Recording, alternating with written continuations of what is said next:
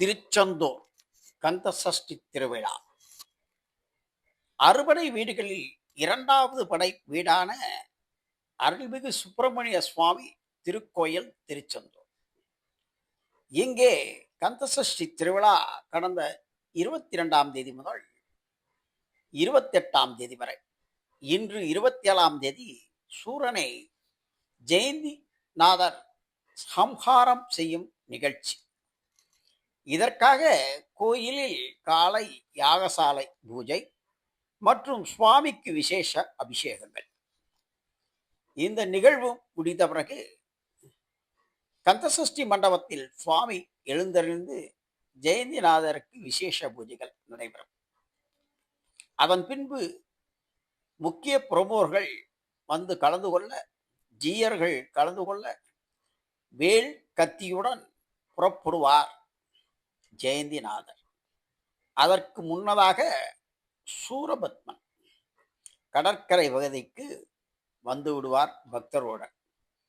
கிட்டத்தட்ட 2 லட்சத்திற்கு மேற்பட்ட பக்தர்கள் கூடியிருக்கும் இந்த கடற்கரை கடலையே மறைத்து விடும் அளவுக்கு பக்தர்கள் கூட்டம், ஏகப்பட்ட பக்தர்கள் கூட்டம்.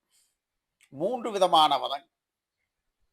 முதலில் கஜமுகன் தாரகாசுரன், இரண்டாவது சிங்கமுகத்துடன் சிங்கமுகன், மூன்றாவது சூரபத்மன்.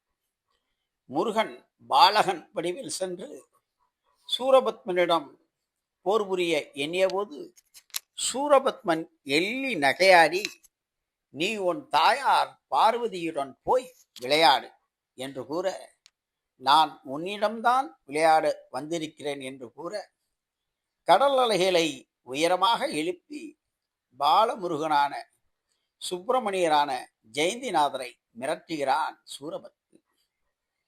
இதை கண்டு அஞ்சாத முருகப்பெருமான் வீரத்துடன் தீரத்துடன் சண்டையிடுகிறார். முதலே கஜமுகனை கொன்றுவிட, இதனால் அதிர்ச்சி அடைந்த சூரபத்மன் மீண்டும் சிங்கமுகனை அனுப்புகிறார். இந்த வார் பல நாட்களாக நடைபெறுகிறது. சோர்வடைந்து விடுகிறார் முருகப்பெருமான். ஆனாலும் சிங்கமுகனை வீழ்த்தி வெற்றி கொடி நாட்டுகிறார். அதன் பின்பு சூரபத்மனுடன் போர், மிக நீண்ட நாள் போர்.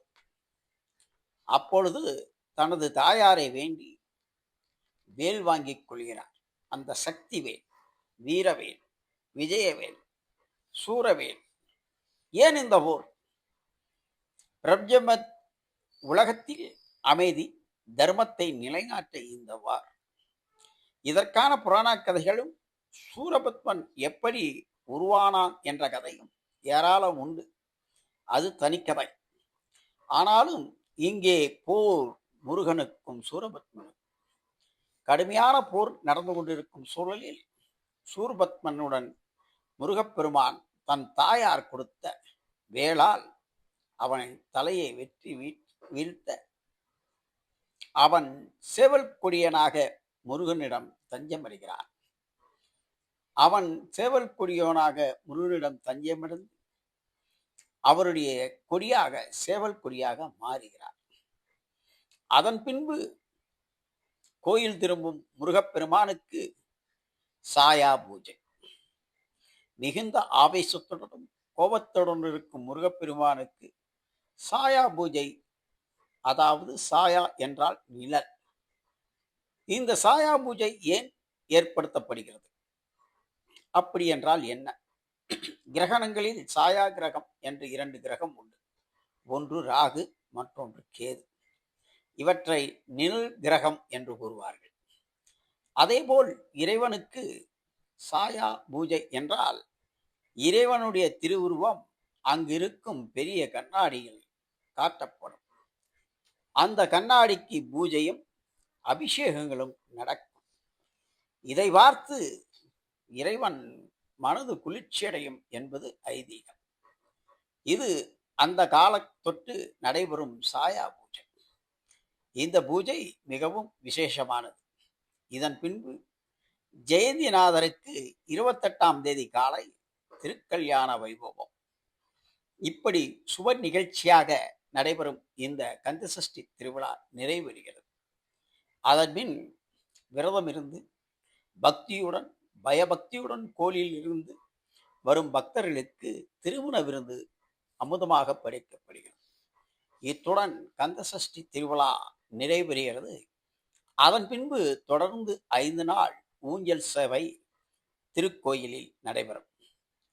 இதை உள்ளூர் மக்கள் கண்டுகளிப்பார்கள். ஆனால் கந்தசஷ்டி திருவிழா துவங்கி கிட்டத்தட்ட 6 நாட்களுக்கு மேல் உள்ளூர், வெளியூர், வெளிநாட்டுகளிலிருந்து வரும் பக்தர்கள் லட்சக்கணக்கில் கூடி வருவார்கள். ஆட்டம், பாட்டம், கிரகம், இப்படி காவேரி என்ன விரதம் இருந்து அங்கப்பிரதர்சனம் இருந்து இறைவனை வழிபாடு செய்வது அவர்களுக்கு மன திருப்தி. தினந்தோறும் காலை யாகசாலையில் யாக குண்டலம் வளர்க்கப்பட்டு இறைவனுக்கு பூஜை செய்யப்படும். அந்த பூஜைக்கு பின் இறைவனுக்கு அபிஷேகம், பல்வேறு அபிஷேகங்கள் நடைபெற்று அதன் பின்பு இறைவன் அலங்கரிக்கப்பட்டு தங்க சப்பரத்தில் கிரி உலா வருவார். இப்படி தினசரி நடைபெறும் இந்த கந்தசஷ்டி திருவிழா அறுபடை வீடுகளில் 2ஆம் முறையான திருச்செந்தூர் அருள்மிகு சுப்பிரமணிய சுவாமி கோயிலில் வருடந்தோறும் நடைபெறும்.